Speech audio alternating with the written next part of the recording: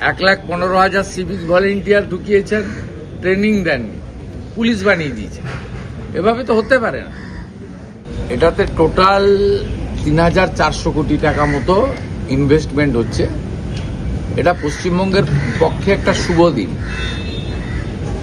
কারণ এর সঙ্গে এখানকার ইকোনমি, এখানে স্কিল্ড এবং আনস্কিল্ড কাজের অনেক সুযোগ হবে, ইনফ্রাস্ট্রাকচার বাড়বে, আর আগামী দিনে আমরা একসঙ্গে কাজ করতে পারবো। যাদবপুর আমাদের গার্ডেন রিচ শিপ বিল্ডার একটা অত্যন্ত সাউন্ড অর্গানাইজেশন, এরা অনেক কাজ করছে, বিশেষ করে আমাদের আত্মনির্ভর ভারত। কারণ আমরা তো পশ্চিমবঙ্গ হয়ে গেছিলাম নির্ভরশীল পশ্চিমবঙ্গ, এখনো বেরিয়ে আসতে পারিনি, ভাতা নির্ভর হয়ে গেছিলাম। আর মোদিজির নেতৃত্বে, রাজনাথ সিংজি, অমিত শাহজির নেতৃত্বে ভারত হচ্ছে আত্মনির্ভর। সেটা আমরা অপারেশন সিন্দুরে দেখেছি। লখনৌ থেকে আর্মির যে তৈরি করা ব্রহ্মস কিভাবে পপুলার হয়েছে, কিভাবে বিদেশি শক্তিকে চুরচুর করে দিয়েছে, ভেঙে তছনছ করে দিয়েছে। পশ্চিমবঙ্গে এর বড় অপরচুনিটি রয়েছে, প্রচুর জমি আছে, হিউজ রিসোর্সেস রয়েছে, কাঁচামাল আছে, জল আছে, এখানে কানেক্টিভিটি ভালো আছে, আপনার এনএইচ, রেল, ফ্রেট করিডোর সব আছে। ন্যাচারালি এখানে ডিফেন্স সেক্টরেও অনেক কাজ হবে। গার্ডেন রিচ শিপ বিল্ডার্সও দে আর কমিটেড, তারাও অনেক বড় করবে। অ্যাজ এ মুখ্যমন্ত্রী হিসেবে আমাদের দায়িত্ব, আমার সঙ্গে চিফ সেক্রেটারি ছিলেন, আমরা ওনাদের ফুল কোঅপারেশন করব। এখানকার মূল প্রোগ্রামের পরে এমএসএমইর 25 জন যারা মানে এমএসএমইর ভিতরে কাজ করছেন বা কাজ পেয়েছেন থ্রু জেম পোর্টাল বা থ্রু প্রসেস, তাদের সঙ্গে ইন্টারাকশন উনি করছিলেন in presence of me.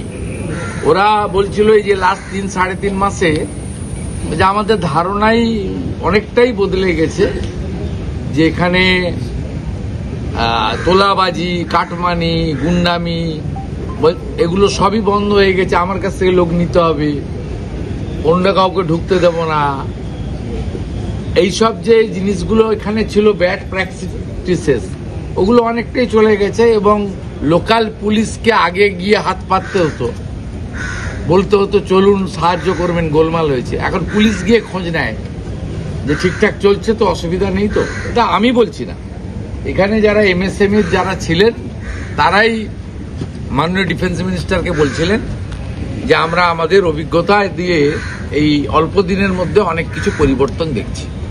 Arjun বাহিনীর বিষয়টা যদি একটু বলেন। তারাতলার ইনসিডেন্টের পরে আমরা ডিজাস্টার ম্যানেজমেন্ট এবং সিভিল ডিফেন্স থেকে একটা বাহিনী তৈরি করার কথা বলেছিলাম, যাতে আমরা অগ্নিবীরদের নেব।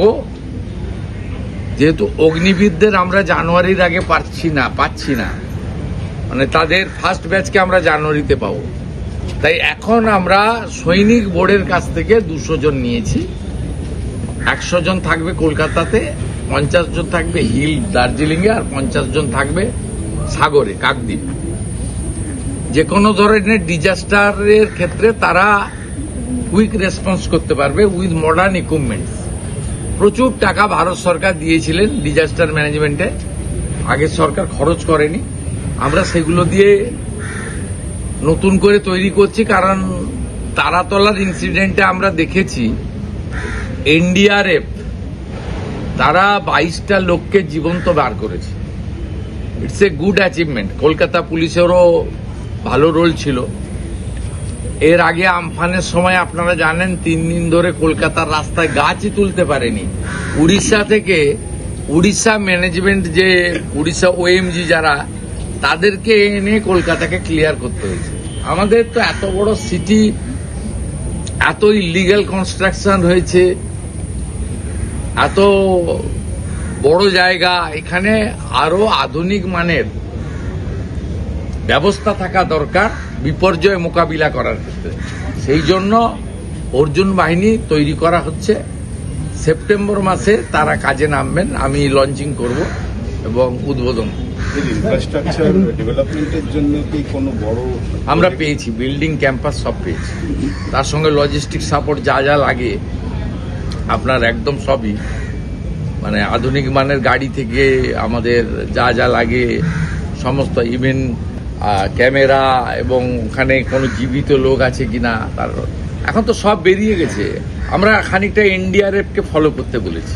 এখনকার যে রাজ্য সরকারের যে বিপর্যয় মোকাবিলা বাহিনী আছে তার সবাই মানে ম্যাক্সিমামটাই পার্ট টাইম লোকজনদের নিয়ে চলে, তো তাদেরকে ট্রেন করা পার্ট টাইম লোকজনও যদি দক্ষ হয় এবং তারা যদি প্রশিক্ষিত হয় তারাও কাজে লাগতে পারে, কিন্তু আপনার দক্ষতা তো দরকার।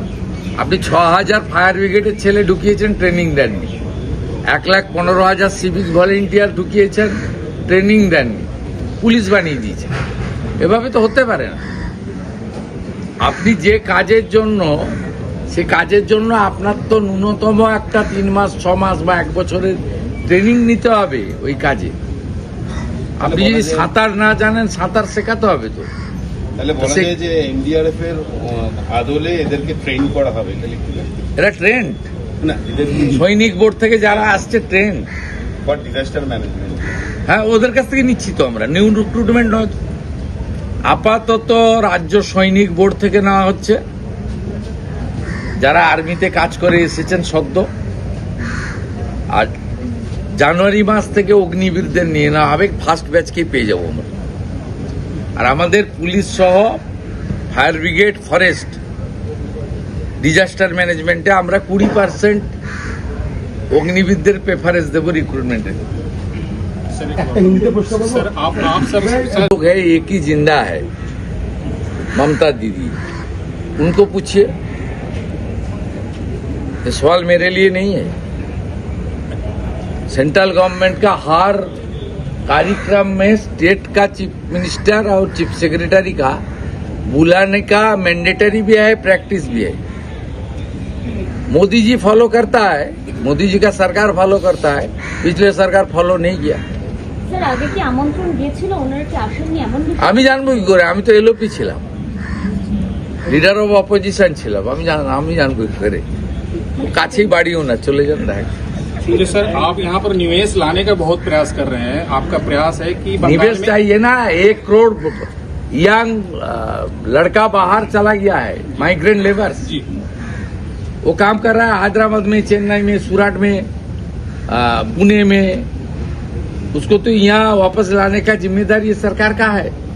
लेकिन मेरा सवाल ये है सर कि निवेश तो आप प्रयास कर रहे हैं, लेकिन लक्ष्य कोजी को लेकर एक बयान आया जिसके कारण से फिर उद्योगपतियों में कंफ्यूजन हो गया। उनका उत्तर इंडस्ट्री सेक्रेटरी दे दिया। আচ্ছা, এই যে প্রকল্পে প্রতিরক্ষা সরঞ্জাম, প্রতিরক্ষা শিল্পের জাহাজ, বাণিজ্যিক জাহাজ ছাড়াও পরিবেশ বান্ধব জাহাজ তৈরি হবে, তো এই 5টা প্রকল্প থেকে কর্মসংস্থানে বা অন্যান্য ক্ষেত্রে কিরকম ধরনের সুবিধা হতে একটা পারে? প্রেজেন্টেশন দিয়েছে গার্ডেন শিপ বিল্ডার্স, তাতে সব দেওয়া আছে। ইনভেস্টমেন্ট কত দিনের মধ্যে তৈরি হবে এবং এখানে কি হবে। সবচেয়ে বড় কথা হচ্ছে এখানে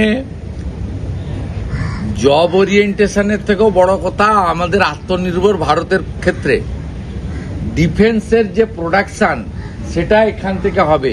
it's a very good achievement for us. Bharat defence সেক্টরে এবং শিপ বিল্ডিং এর ক্ষেত্রে কিছুদিন আগে অনারেবল পিএম এর সঙ্গে আমি এসেছি। এখানে নৌসেনার 3টে রণতরীকে ডেডিকেট করেছেন অনারেবল পিএম, সেটাও এখান থেকে বানানো। অর্থাৎ আমাদের প্রাইম মিনিস্টারের যে স্লোগান আছে, ভোকাল ফর লোকাল, আমরা ভারতই সব করতে পারি তো। এবং ডিফেন্স সেক্টরে আমরা গোটা ওয়ার্ল্ডকে লিডারশিপ দেব, সেই কথাই এখানে আজকে ডিফেন্স মিনিস্টার বলেছে। এবং বেঙ্গলে গার্ডেন শিপ বিল্ডার্সের এনাফ অপরচুনিটি রয়েছে, গোল্ডেন অপরচুনিটি রয়েছে। তাদের কাছে আপনার হিউজ ল্যান্ড রয়েছে, মানে একদম ইনফ্রাস্ট্রাকচার রয়েছে। এটাকে প্রপারলি তারা যদি ইউজ করে খুব ভালোই হবে। এখানে ডিফেন্সের সেক্রেটারি যিনি ছিলেন তিনি বললেন এবারে 25% ওনাদের যে ডিফেন্সে যা তৈরি হচ্ছে 25% they have already allotted to the Garden Reach Ship Builders. Garden Reach Ship Builders মানে Kolkata, Kolkata means West Bengal. As a chief minister it's a proud movement for me. পশ্চিমবাংলার চিফ মিনিস্টার যে দলেরই হোক, যেই ব্যক্তিরই হোক, তার কাছে Garden Reach Ship Builder organisation যত তারা স্ট্রেনদেন হবে, যত বেশি করে কাজ করবে, সেটা তো পশ্চিমবঙ্গের পক্ষে এবং তার মুখ্যমন্ত্রীর পক্ষে আনন্দের। Thank you.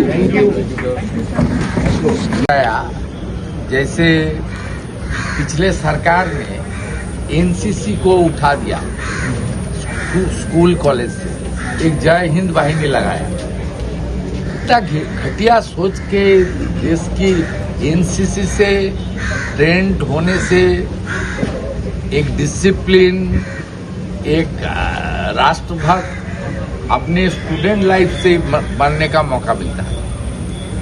मैं उन लोगों को बताया कि पश्चिम बंगाल सरकार, अभी मैं उनको डीओ लेटर लिखूंगा। उन्होंने बताया एक प्रोटोकॉल होता है, वो उसके अंदर स्कूल कॉलेज अप्लाई करेगा और आप भी रक्षा मंत्री को लिखिए एनसीसी को और भी कॉलेज स्कूल में एक्सपेंड करने का काम मैं उनका साथ बात करूँ। उन्होंने बहुत सुनकर प्रसन्न हुआ। पुलिस, फायर ब्रिगेड, फॉरेस्ट और हमारी सिविल डिफेंस में हम लोग अग्निवीर के लिए 20% रिजर्वेशन कर दिया। जो हमारी अग्निवीर है, हमारी जो एक सर्विसमैन है, सैनिक बोर्ड का साथ भी काम हम लोग शुरू कर दिया।